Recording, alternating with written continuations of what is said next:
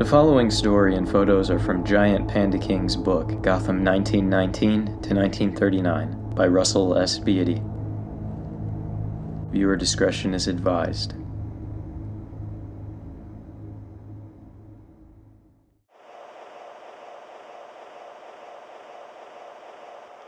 Trust in your family, no matter what may come. The family I've found has had my back more times than I care to count. If you keep these things in mind, nothing the world throws at you will keep you down. My last words to you are, have hope, take heart. Goodbye, Gotham.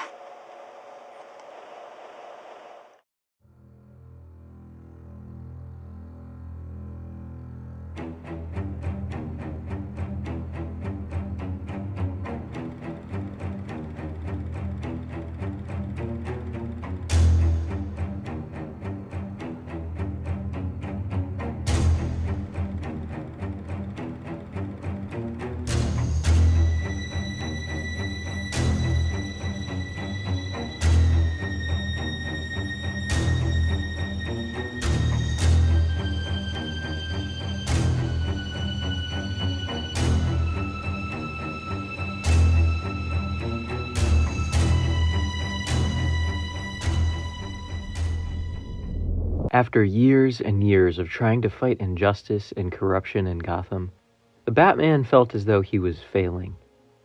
He had dismantled organized crime in the city. He had defeated the Court of Owls, an evil cabal of Gotham's rich and powerful. He had led his allies in battle against the League of Assassins and came out the Shadow War alive. In spite of this, the Batman had sustained injuries from those battles that had never fully healed. He could feel the physical toll within himself. Even after all of these victories, the Bat saw Gotham continue to spew forth enemies and so-called supervillains. Bruce pushed himself every day to continue fighting his crusade, but he gradually began to rely more and more on his allies. He allowed the Bat team to take on more patrols, fight more villains, and have more autonomy from himself. Bruce could see that his protégés were becoming more capable with each passing day, and he could not help but feel a spark of pride seeing them all come into their own. Much of Bruce's time as the Bat was spent overseeing cases, going on patrols, and training his biological son, Damian. He had taken special care to work with Damian in unlearning everything the boy had been taught in the League of Assassins. Damian showed a lot of promise, and Bruce wanted to teach him everything he could before the physical toll became too much. Bruce worried that his injuries might keep him from continuing as the Bat if they worsened. He worried about a bigger enemy rising that he would not be able to face. In 1937, his fears began to come true. A new street drug by the nickname of Venom began circulating in Gotham. It caused individuals either to die or go on violent rampages. The Batman tried to learn where it had originated, but all of the dealers and criminals pushing it were too terrified to answer, even to the Bat. In the meantime, the Batman met with the Bat team and prioritized dismantling the drug operation. He instructed them to stop Venom distribution while he focused on finding the source of its production. After weeks of taking down Venom operations, the Batman was no closer to finding out who had started the distribution. It was not through lack of trying. The criminals and dealers he confronted had either jumped off of roofs or been shot by their comrades rather than give up any information about their leader. The Batman saw not just fear, but a desperation in these people. It haunted him how similar it was to his own effect on the criminals in Gotham. It was not until the Batman took down a specific operation in the dockyards that he learned anything at all.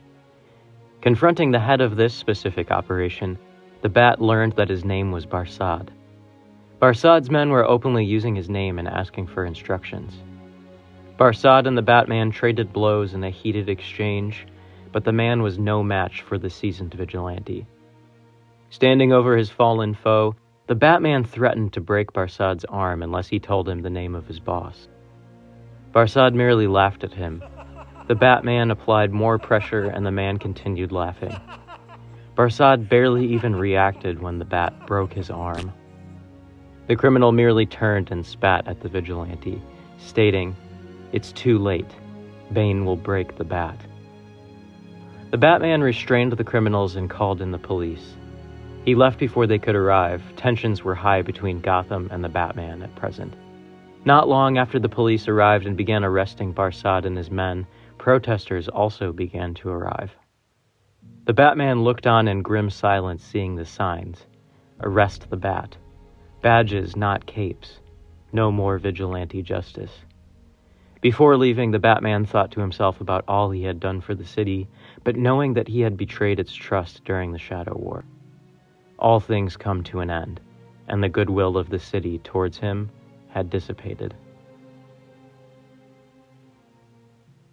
Even though he had not found the leader of this drug operation in Gotham, the Batman now had a name.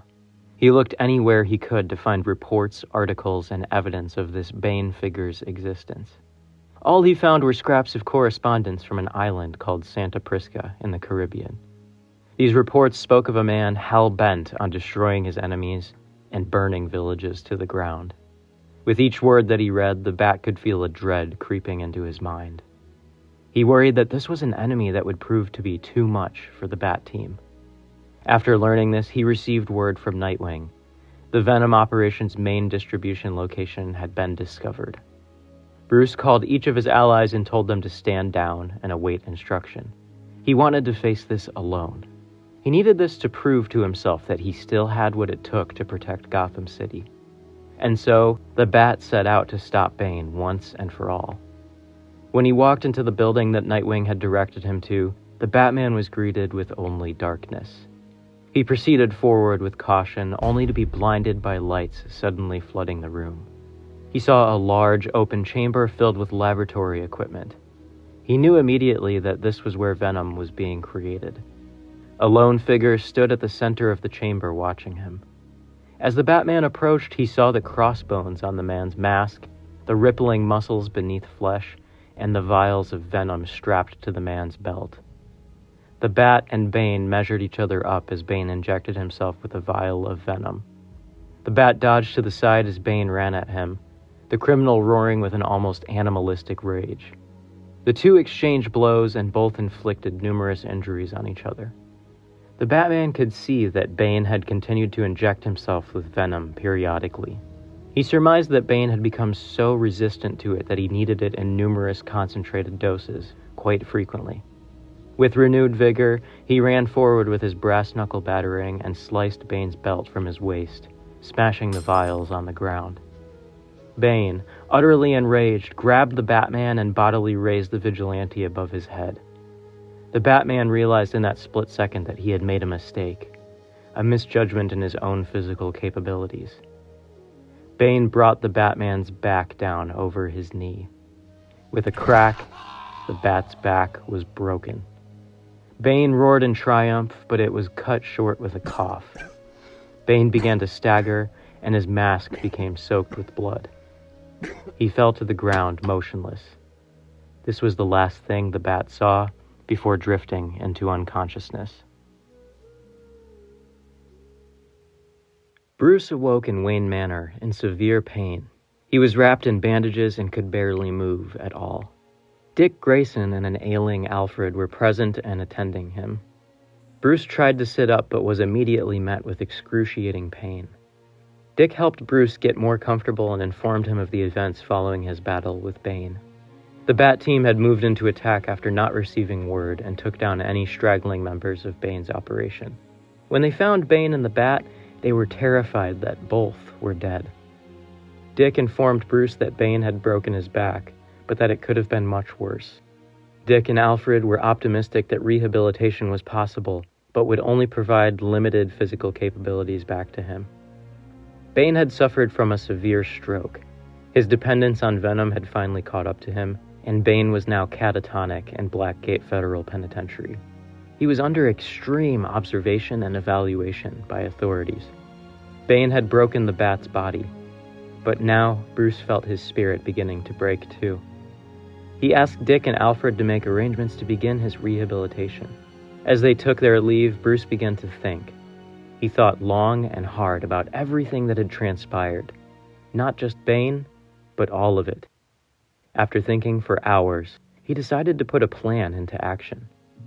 He decided that he was done being the Batman.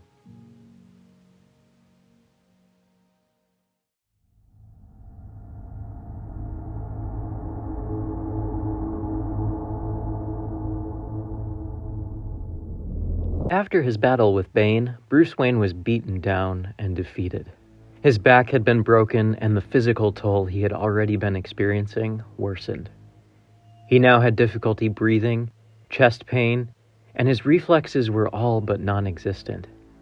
After a few weeks of limited rehabilitation, he forced himself to walk for brief periods of time with the use of a cane. Even then, he could only stay upright for a few minutes before excruciating pain forced him off of his feet. Bruce discreetly used his wealth and resources to see the best doctors and physicians, but his recovery was still limited. He could not don the cowl of the Bat again in his current state. Bruce's allies urged him to take the time to recuperate. Many of them were pained to see him in such anguish. Bruce had been a bastion of perseverance and a rock for most of them. Bruce thought to himself that maybe the things that they were saying were a sign. Maybe it was time for him to retire from being the Batman. And so, with Alfred's help, Bruce began making preparations to leave Gotham. He had heard of various alternative rehabilitation techniques in his travels, and he aimed to seek them out. He planned to seek these treatments for as long as they would take. Bruce may have been retiring from the mantle of the Batman, but he also knew how much of a symbolic figure he had become. Even though the city had turned on him, he knew that there might still come a time when Gotham needed that symbol again. Bruce surmised that he not only needed to step down, but needed to select an heir to the legacy of the Bat. The Batman needed a successor. Bruce evaluated each member of the Bat team to see if their capabilities matched what he envisioned in a successor. Nightwing was the most experienced of his allies. He had been the first Robin, and had more than proven himself. To Bruce, the only flaw with choosing Nightwing was one that Bruce had to be critical about. He had not seen the drive and physical capabilities to match Bruce's own. The Red Hood was another option. He had the drive and the physical capabilities and the combat prowess. Given Jason's own struggles, however, Bruce worried that Jason would be tempted to give in to the violence and instability that the League of Assassins had drilled into him. Bruce evaluated his other allies too, the Black Bat, Red Wing, the Spoiler, the Batwoman. The problem he encountered was the lack of experience or the previous factors he had taken into account. Out of all these individuals, only one stood out to him. While having not been an ally for very long, Azrael seemed the best candidate to Bruce. The warrior had shown a similar drive and commitment to truth and justice. Azrael had proven this to Bruce in sharing some details about his life and seeking honesty over secrecy. He had also proven his efficiency in combat. Azrael had helped contribute to a decrease in crime in Gotham, and had also aided them in taking down Bane's criminal operation. Above all of that, Azrael showed great potential and willingness to learn from the Batman. After weighing all of these factors, Bruce made the decision to approach Azrael and ask him to be Bruce's successor. Bruce realized that it didn't matter who wore the mask, so long as they had met the right criteria and fulfilled the role. Azrael accepted with great humility and deference to Bruce, vowing to uphold justice in Gotham and bring honor to the title of the Bat. A good number of Bruce's allies in the Bat team were opposed to this, or reluctant to accept it at the very least. Nightwing tried to back up Bruce's decision to the others, but even he wasn't entirely confident in it. With preparations made, Bruce bade his friends and family farewell. He specifically instructed Damian to keep training and listen to everything Alfred and the others instructed him to do. Nightwing was sad to see his mentor and father figure leave, even if they had disagreements at times. Oracle and Bruce reminisced about his actions inspiring to join this fight. Jason thanked Bruce for bringing him back from the brink and teaching him compassion and kindness. The others watched Bruce, the man who had started this whole journey for them, take his well-earned leave. In 1937, Bruce traveled to Europe, and Azrael became the Batman. For the next 2 years, Azrael donned a new uniform to reflect his role. He wore a mask resembling a combination of his own and the Batman's, and altered his armor with the bat symbol. The Bat team continued operating as they had. Azrael thought it was important to leave room for the old tactics and strategies. He also brought his own to the table, using his experience with the system and the Sacred Order of Saint Dumas to enhance their current operation. After about a year, he had more confidence from the Bat Team than he did previously. Nightwing and Oracle did not fully approve of Azrael's tactics as the Bat. He was more brutal than Bruce had been, while finding the balance of not being lethal. The Red Hood approved of this brutality, however. Jason thought it was a vast improvement on taking criminals down and keeping them down without killing them. It seemed that crime was at an all-time low, until the explosions began. The first was at a train station. It killed 5 people and injured 3 more. The authorities discovered a haunting echo of the past at the scene, debris resembling an incendiary device created by Temple Fugit, the Clock King. There was one discrepancy, however. A red letter A was burned into a part of the briefcase. Police did not know what to make of it, but the Bat Team had been observing evidence of a rising force in Gotham. Word had spread amongst Gotham's citizens of the mysterious figure known as Anarchy. 2 days later, another explosion happened in the district of Gotham where Bruce Wayne had helped oversee and fund the restoration of the city. Over the course of these attacks, the Bat family saw something change within Azrael. He became vengeful, angry, and became possessed with a grim resolve. He cited rhetoric about his sacred duty to uphold justice and bring those responsible to bear. The Bat Team found these statements odd, but then again, Azrael was still a bit odd to them. For Azrael, it wasn't hard to track down the person responsible for these explosions, Lonnie Mackin, aka Anarchy. Azrael, Nightwing, and Robin went to confront the aspiring supervillain. They found him in an old, defunct, and crumbling courthouse in the Narrows. Anarchy set his followers on the trio, but they were no match for the vigilantes. Just as the battle seemed won, Nightwing and Robin turned to see Azrael standing in front of Anarchy. Anarchy pulled a knife and tried to stab the new Batman, but Azrael was too quick. He knocked the blade from Anarchy's hand and gripped him in a headlock. Nightwing and Robin watched in horror as Azrael snapped the boy's neck in front of them. Lonnie Mackin survived having his neck broken by Azrael, but was kept in critical condition in Gotham Hospital. He was paralyzed from the neck down, very similar to the condition of a member of the Bat Team. Oracle in particular was infuriated with Azrael, claiming that he had crossed the line, the very one Joker had crossed years ago, and Bane had crossed recently. The Red Hood defended Azrael, stating that the new Batman had no choice. Anarchy had been killing people in acts of terror. Nightwing interjected, stating that Bruce would never have gone that far. He warned Azrael that if he ever did anything like that again, he would take him down and turn him in. Azrael, fully given over to his brutal training and brainwashing from the system, accused them all of questioning his sacred right and duty to protect Gotham. He told them that he took Bruce's decision seriously, and that if he did not have their support, he would set out on his own. Azrael left the Bat Team and continued operating on his own. He went back to the Sacred Order of Saint Dumas, where they gave him the resources he needed.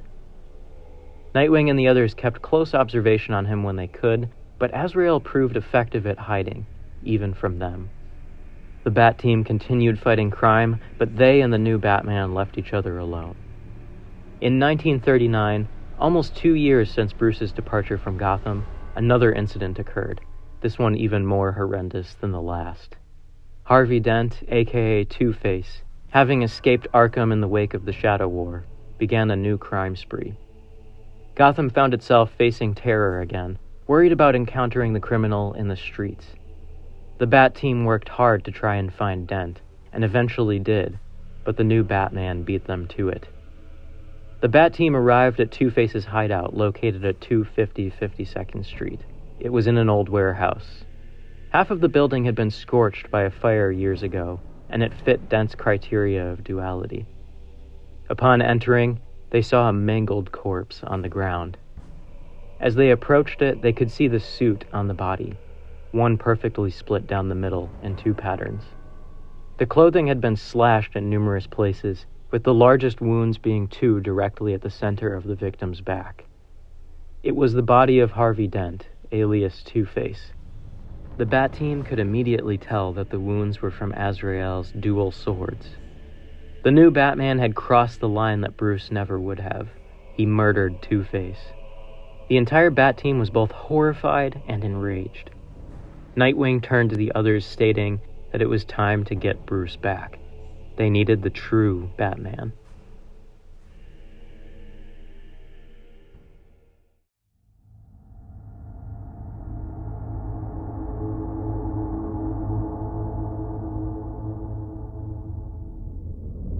While Bruce had effectively left Gotham to recuperate from his injuries, he had left a lifeline if his allies ever needed his advice or help. Nightwing and the others used this in 1939, 2 years since Bruce had left for Europe. They filled him in on the horrors that Azrael had wrought as the Batman. They informed Bruce of Azrael's vengefulness and increased brutality to the point of breaking Anarchy's neck. They told him about their split with the new Batman and how Azrael had beat them to Two-Face and murdered him. Bruce had just read about Dent's death in the news right before receiving this call from his allies. The city had held a small funeral for the former public figure.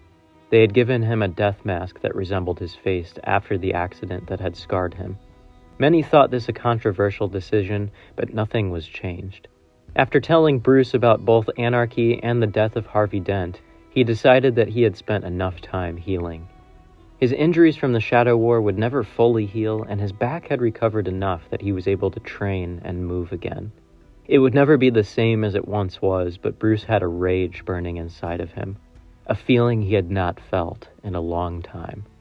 He had spent so many of the previous years being exhausted and burnt out.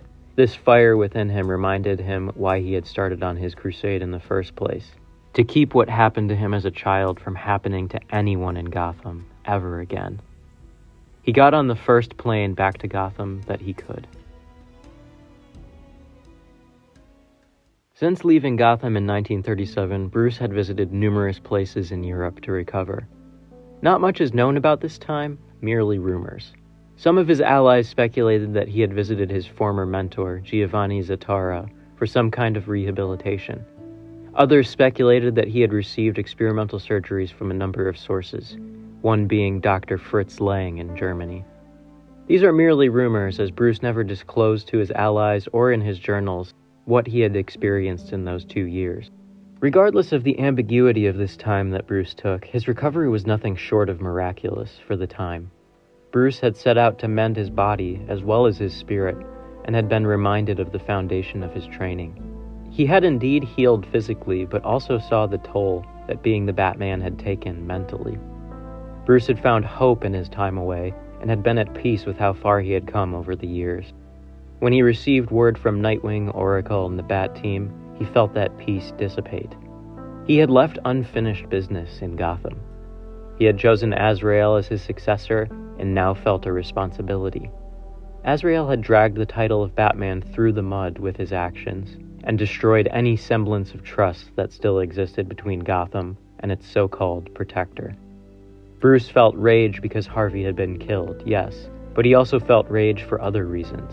A betrayal of trust, a lack of understanding about Bruce's intentions, and the danger that Azrael had put the city in. Bruce looked to his roots as he flew back to Gotham. Bruce looked to a time before the Batman. The Bat Team met Bruce after he landed almost immediately. They all left together in plainclothes and went to the Bat Team's main base of operations, a hideaway within the city. There they began to enact a plan.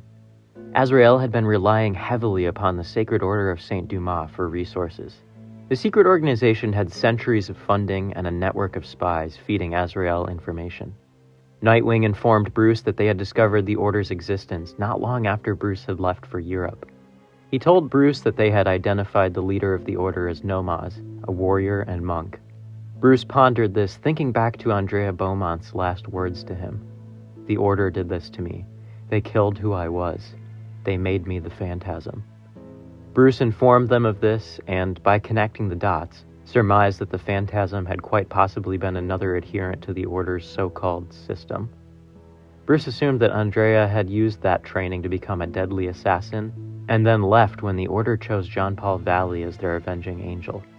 Informing everyone of this, Bruce instructed them to track down and apprehend No-Maz and any members of the Order that tried to stop them. Bruce told them that he would handle Azrael. Damien, interjecting into this conversation, asked if his father wanted his bat suit. Bruce shook his head. He stated that in order to defeat this new Batman, he would need to be something different, something primal. Bruce had received a gift from one of his mentors decades ago, before he had chosen to become the Bat. It was a mask he had received while training with the League of Assassins. It was called the Mask of Tengu. This mask represented a bat spirit and was the inspiration for what would eventually become the cowl of the Batman. Bruce hoped that a return to his roots would give him the strength he needed and allow him to defeat this adversary. The Bat team set out and used their intel to track down and apprehend No-Maz, as well as some members of the Order of Saint Dumas present in Gotham. Bruce set fire to the street outside of Gotham's courthouse with burning letters stating, "This ends now, imposter." Bruce lay in wait for Azrael to see it and show himself. The grandstanding Azrael did see the message and stood outside the courthouse shouting for the Bat to come and face him. Bruce approached him, the both of them standing in the street outside. Outside the very place where justice was decided on daily. The fate of Gotham would be decided by the two Batmen. Azrael attacked Bruce with a ferocity that years of training and conditioning had lent him. Azrael knew how the Batman fought and tried to use that to his advantage. Bruce, on the other hand, was not the same man he had been 2 years prior. Bruce had taken time to heal, mentally and physically, and had adopted a fighting style to suit that growth. Bruce met Azrael's ferocity and training with cold, calculated rage and focus. Azrael grew more and more angry and frustrated that his opponent was repelling his onslaught with relative ease. Eventually, Azrael made a mistake, and Bruce took advantage of that. With a sudden burst of blows and precise strikes, Bruce took Azrael down to the ground. Bruce stood over his fallen foe. The mantle of the Batman had been reclaimed from the imposter. Azrael was taken into police custody, as well as No-Maz and the members of the Order that had been apprehended. The records and journals of the Bat Team refer to this period in Gotham's history as Nightfall. It was the final chapter of the 20-year period where the Batman was most active. Gotham and its citizens had been through hell and back. The rise of organized crime had filled it with evil and corruption. With the rise of the Batman, it had been all but eliminated. In spite of this, the threat of the Court of Owls had made itself known. The Batman had nearly lost his sanity to that enemy, but he prevailed. Those under the court's control were freed, though not without scars, physical and mental. The Bat had made an impact on society, forming alliances with the police and other authorities. The press had turned him into a sensation. Gotham had survived costumed supercriminals, economic disasters, and threats of all kinds. The Shadow War had destroyed many lives, even if the costume vigilantes had prevailed over Ra's al Ghul and his assassins. It was enough to sour the city against the Batman and his allies. And now, with the rise and fall of Azrael as the villainous new Batman, it had seen a definitive chapter come to an end. Many sought to collate the records and reports of the 20 years between 1919 and 1939. Renee Montoya stepped forward to take this on. Years later in the present day, this record would be found in a trunk and brought to the light of history. It revealed much chaos, turmoil, and insight into Gotham during that time period. It also revealed bravery, heroism, and perseverance. It showed a group of individuals willing to fight in the face of great adversity. Though it is still debated whether or not their impact was good or bad on Gotham, it shaped the history of the city nonetheless. The Batman would forever symbolize hope for some people, the hope that one could obtain truth and justice.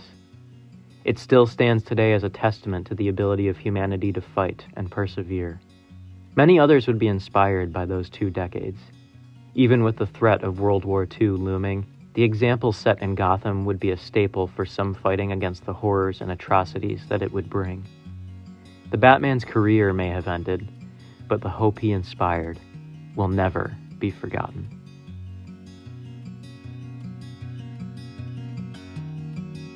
I've been warned about you. They said that just one look and I'd get caught too. 'Cause there's something about you, and you know it too. All I do is think about you. Your eyes, your scent, your touch is all I dream of. Now I can't live without you. I hope you feel it too. 'Cause we are meant to be. We are meant to be. Oh, if only you could see that we are meant to be.